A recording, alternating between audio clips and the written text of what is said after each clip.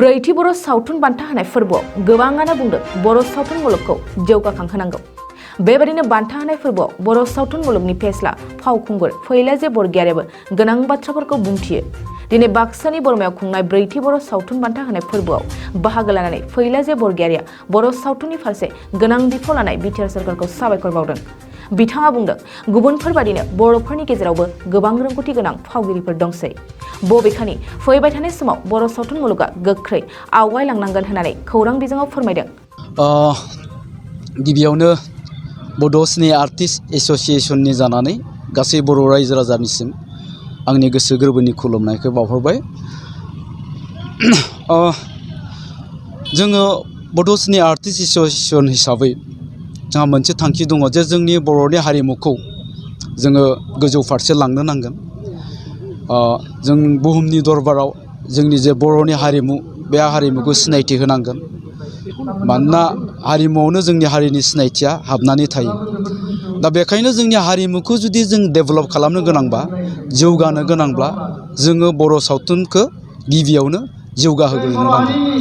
दा ओंखायनो जोङो जुदि जोंनि बर' सावथुनखौ जौगा थाखोसिम लांनो गोनांब्ला जों सावथुनजों नांजाबफानानै थानाय साफ्रोमबो महरगिरिया माखासे जिखिनि जों गुदि गियान नांगौ सावथुन बानायनायनि बे गियानखौ मोनथारनो नांगोन।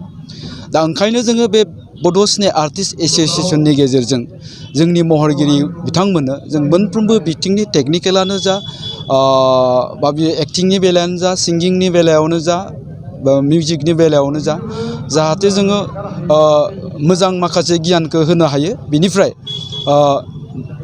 नैबे बिसानि गेजेरजों खुंफुंजानाय जि जोंनि बड' फिल्म एवार्ड बे एवार्डनि गेजेरजों जाहाथे जोङो थुलुंगा होनो हायो जोंना थांखिया बे। दा ओंखायनो नैबे बड' सिने आर्टिस्ट एस'सिएशना बे बड' फिल्म एवार्डजों माखासे हाबाफारि लाफानाय जायो। जेरैहाय जोंनि सावथुननि महरगिरिफोरनो जोङो सावथुन बानायनायनि थाखाय गियान होनांगौनि थाखाय जों सेमिनार लाफायो। बेबायदिनो जोंनि दावगाफुनाय जायफोर लाइमोनफोर दङ जायफ्रा टेलेन्ट लाइमोनफोर दङ जों बिसोरनो प्लेटफर्म होनांगौनि थाखाय जोङो सिंगिं कम्पिटिशन एन्ड डेन्सिं कम्पिटिशन बेखौ लानाय जायो।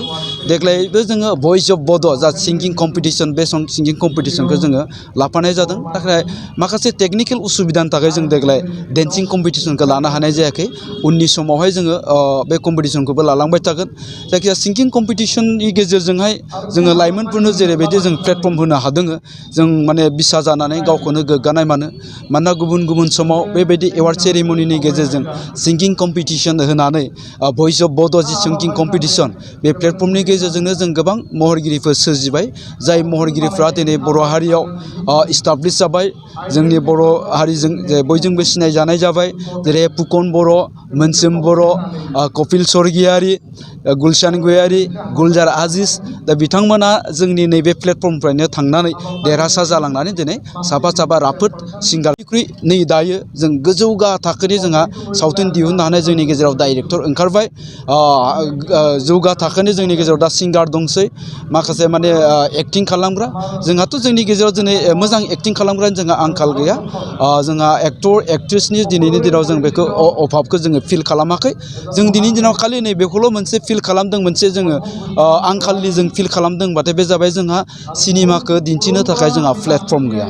दा बेखायनो जोंनो सावथुन दिन्थिनो थाखाय जोंनो प्लेटफर्म नांगौ। आरो ओंखायनो जोङो बिटिसिनिफ्राय लानानै बिटिआर सरकार बिथांमोनसिम जों गले गले बुंबोबाय थानाय जादों।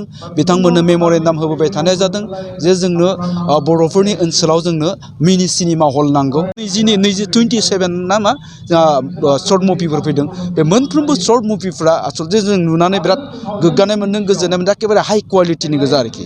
दा बे 27 गेजेरनिफ्राय जोङो मोनसे साबसिन सावथुनखौ जोङो सायख'नाय जाबाय। सायख'नाया जोंना जालांबाय। निश्चय जुरि बर्डआ दिनैहाय बेखौ बे एवार्डखौ होनाय जागोन। सर्ट मुभिनि थाखाय साबसिन सर्ट मुभिनि थाखाय जोङो 50,000 रां बान्था होनो नागिरदों।